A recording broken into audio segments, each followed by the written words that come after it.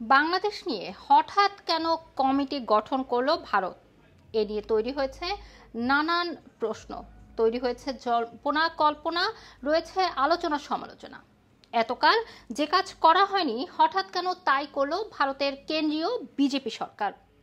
বাংলাদেশে পরিবর্তিত পরিস্থিতিতে সেদেশের সংখ্যালঘু নির্যাতন ঠেকিয়ে তাদের নিরাপত্তা নিশ্চিত করতে কেন বিএসএফ এর নেতৃত্বে কমিটি গঠন করা হলো?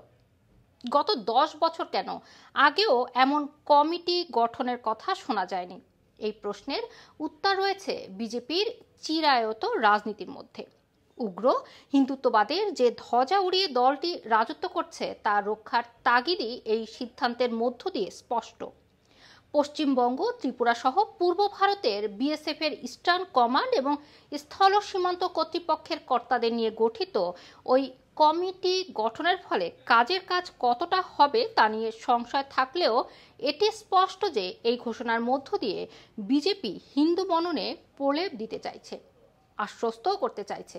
এটা করা তাদের কাছে জরুরি ছিল, কারণ পূর্ব ভারতে তাদের দল বাংলাদেশি হিন্দুদের উপর অত্যাচার বন্ধে সরকারকে ক্রমাগত চাপ দিয়ে আসছে।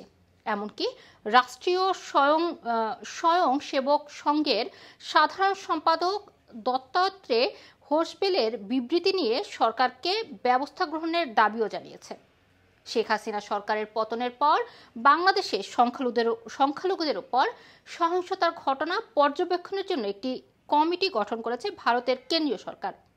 এই কমিটি বিভিন্ন সংখ্যালঘু সম্প্রদায় এবং বাংলাদেশে অবস্থানরত ভারতীয়দের নিরাপত্তা নিশ্চিতে কাজ করবে।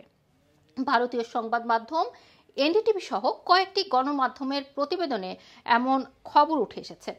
ভারত সরকার বলছে, ভারত বাংলাদেশ সীমান্তের বর্তমান পরিস্থিতি পর্যবেক্ষণের জন্য একটি কমিটি গঠন করেছে ভারত সরকার। কমিটি ভারতীয় নাগরিক এবং বাংলাদেশে সংখ্যালঘু সম্প্রদায়ের নিরাপত্তা নিশ্চিত করতে বাংলাদেশ কর্তৃপক্ষের সঙ্গে যোগাযোগ বজায় রাখবে। তারা ইদানিং অনেক তথ্য পাচ্ছেন। এদিকে মমতা বলছেন যে নানান গুজব আসছে, এটি থেকে দূরে থাকতে।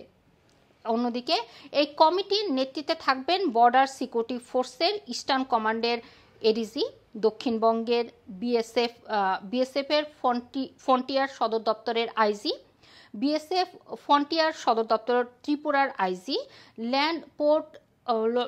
ল্যান্ড পোর্ট অথরিটি অফ ইন্ডিয়ার সদস্য।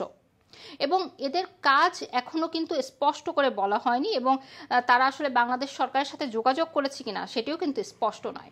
রুমানা রাখি, রানা টিভি, লন্ডন।